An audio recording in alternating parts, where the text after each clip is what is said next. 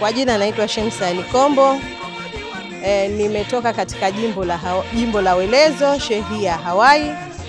Nipo miongoni mwa kampeni za Dr. Mwinyi, wabunge, wawakilishi, madiwani.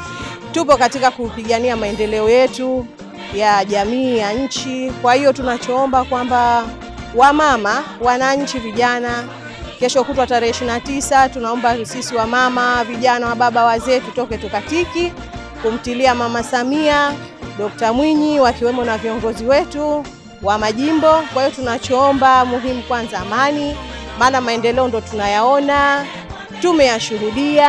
Wakina mama tumepewa tunasaidiwa katika vikundi, ikiwemo sisi wenyewe pia ni miongoni mwa walionufaika katika masuala hayo ya misaada ya marais. Kwa hiyo tunachoomba nanyi mjumuike nasi pia kuidumisha amani.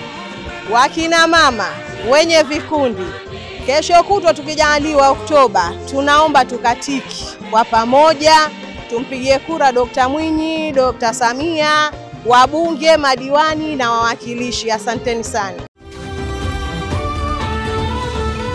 Oktoba tunatiki.